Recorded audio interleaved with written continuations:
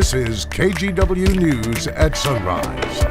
We start this hour of Sunrise with the start of the Hood to Coast Relay, and there goes another wave of runners kicking things off at Timberline Lodge this morning, making their way slowly but surely to the Oregon coast. Yes, Seaside is the destination, but we are at the start line this morning. We'll have live updates, more live look-ins at the 41st annual Hood to Coast Relay coming up throughout the next 2 hours. Yes, good Friday morning to you, and good luck to all those runners up on Mount Hood right now. A lot to talk about with those runners who will be checking in throughout the morning on, but also lots of weather. Safety concerns for those runners this morning. Let's get you to the radar. We've had, as expected, some lightning overnight, and this has turned out to be, I think, the most active potential scenario that we were eyeing as forecasters. Look at all the lightning hit the coast overnight. That's now moving off. The most active stretch is the Coast Range and areas to the west of I-5. But here's Hood to Coast, a shower now moving up into Mount Hood. We got a heavier shower popping out toward the west end of the gorge. So we are watching this area still, where the runners are going from Mount Hood down into Sandy this morning, for the potential of some popping lightning activity. Not seeing that right now, but it's something that we are watching the potential of. On the west side, Corvallis, good morning. A heavy shower right now. Again, this is that line of very active weather. We're moving up into the Laurelwood area. We've seen lightning from our camera out in the Hillsboro, Aloha area. We're at 76. It's very warm out there. These storms will be exiting the area through mid-morning. It'll be dry at noon, 79. But there could be some spotty storms redevelop later today, with a high getting up to about 92. Christine? Okay, thank you, Rod. So it may not feel quite like it yet, but we're coming up on fall, and the CDC expects new COVID shots to be available by mid-September. The news coming as we're getting a recent surge in COVID cases. The Oregon Health Authority says percent positivity has been rising throughout the summer. Now, that is the share of tests coming back positive. At this point, it's at 12.3%. For context, the OHA has received about 2,500 tests, and just over 300 have come back positive. Health experts are also anticipating another bad flu season, but one local pharmacist in Southeast Portland recommends not getting that vaccine just yet. I know everybody's going to be like, I want to get my flu shot now, but we really want folks to try and wait until early October, because we want to make sure that their titer levels stay up and strong all the way through April and May, because we can still see flu outbreaks that late in the spring. Some good news, though. The OHA says it's not seeing any evidence of an increase in severe disease from COVID. Hospitalizations remain very low and don't appear to be increasing. The second largest school district in Oregon is coming to grips with a major budget shortfall. So the superintendent of Salem Keizer Schools says the district faces a deficit of about $30 million, not for this coming school year, but for next. Yeah, and to make matters more difficult, the district and the teachers union don't agree on exactly where they should be cutting costs. Thomas Schultz explains. We are now running a school system that costs more than we are bringing in to pay for it. As teachers prepare classrooms and final arrangements are made to welcome students to school, Andrea Castaneda is looking to next year. That's when the Salem Keizer School District is on pace to be in deep financial trouble. Over the past few years, the district has been losing around 400 students a year. While the population of Salem is growing, Castaneda says the birth rate is not. She says the district also added more than 450 staff members since the pandemic, further increasing expenses.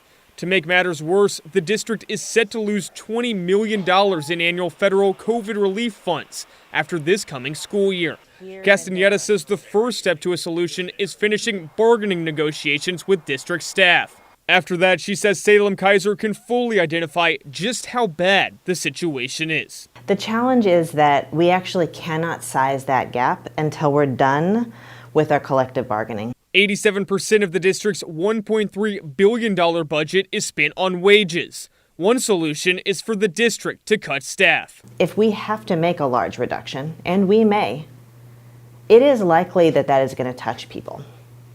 It's because there isn't other places for us to go. But members of the union that represent Salem Keizer teachers says there are other ways to find more money. There's end-of-year surpluses. There's always a contingency fund, and then there can simply be different choices made. If the district does need to cut staff, Ellis doesn't believe it should come from schools. Instead, she says there may be administrative roles that could go first. The Salem-Keizer District has made some spending choices that they could reconsider. Thomas Schultz, KGW News. That's the story this morning in Salem. Next, we head to Southwest Washington, where teachers in the Camas School District are preparing for the possibility of starting the school year on strike. School is supposed to start this Monday in Camas, but the teachers there say they're ready to hit the picket lines if they don't get what they want. They're asking for things like smaller class sizes, more equitable funding, and increased support for special education students. Those are the very same issues at the heart of a potential teacher strike in the neighboring Evergreen School District as well. Evergreen teachers are also on record saying they're ready to hit the picket line if their contract negotiations this weekend fall through. New data show Portland's Safe Rest villages are having some success connecting people with housing.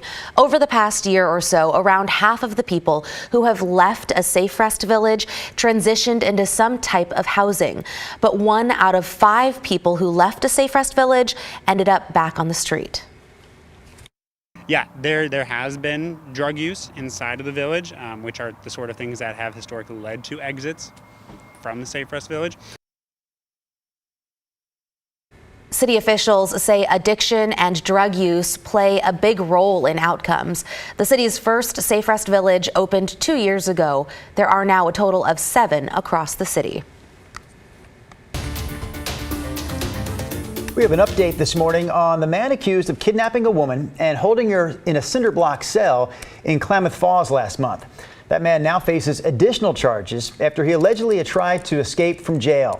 The Jackson County Sheriff says a county maintenance worker heard Nagasi Zuberi trying to break out of his cell in Medford earlier this week, trying to smash an exterior reinforced glass window.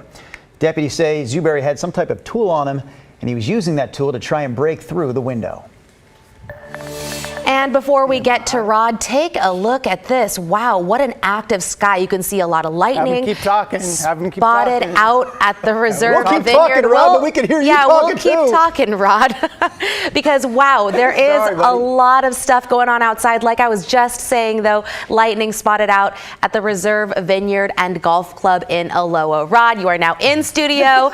We don't have to talk anymore. We'll let you talk. That's me in the hallway running, talking, thinking I'm talking only to my director saying, have them stretch, have them keep talking. We all heard. You need to catch your breath because I can say one more thing. Go ahead, sir. Rod did stop in about 30 minutes ago and told our producers, you cannot cut my time this morning. Yes. I have a lot to talk about. So running in to do all that. And here we go. Let's start with the radar. So this has been about as active as an overnight early morning in terms of storm activities we thought it potentially could be, meaning I thought it was going to be maybe this active. It's turned out to be this active, okay? So we've got rain east side, west side, north, south of our state. Everybody's got some scattered activity. This is radar at 12:49 last night, between 12:30 and 1 a.m. This was the cluster of storms that moved through Portland that maybe you heard, and some of you got some decent rain from. Here's the radar currently right now. And I don't want to ignore you folks out in central and eastern Oregon. There's Madras, big cluster of storms, wait for it, coming up just on your east side. The coast, you've really calmed down after hours and hours of being the target of thunderstorm activity, but that's kind of moved off. Right now, we're really focused on the coast range, kind of the east slope of the coast range. Corvallis, the storms have now moved just to your north. Dallas, you're getting wet. You have rain, McCoy, McMinnville, a real good lightning show down in Yamhill County currently, and these storms now starting to move up toward the Hillsborough area. Now, I do want to go out toward Mount Hood because this is a concern. Remember the Hood to Coast relay going on right now. Radar popping a shower over Mount Hood. There's a new thunderstorm on the Washington side of the gorge. And we've got a new lightning strike on the east side of the Portland metro area. So between Sandy and Timberline, at least for the coming hours, there could be some new storms develop. Here's Futurecast at 9 a.m. I think this has a chance of being correct. All the storms pretty much up to our north and gone here on the west side, and then we'll be dry, but we will be monitoring the chance of a late day storm once again this afternoon. It's very mild outside, 76 in Portland. Kelso is cooled to 63, but Salem's also in the 70s. And we think with the storms ending mid-morning, if not earlier, we have a chance to get sun and pop back up into the 90s, but don't forget that late day storm chance, still part of the forecast. Tomorrow's dry 95, Late day storm chance Sunday. And then maybe 3 days in a row of fairly widespread showers Tuesday, Wednesday, Thursday. Back to you guys. Or am I tossing out to Devin? Devin, are you out there? Mount Hood. Good morning, sir. I am out here. Katie. Let's go back fat. Hang on. Let's go back fat. You hear that? We are swimming through Team Back Fat here at Hood to Coast. We're live on Mount Hood right now. Hood to Coast taking off this morning. We have a live report with Team Back Fat coming up in just a minute.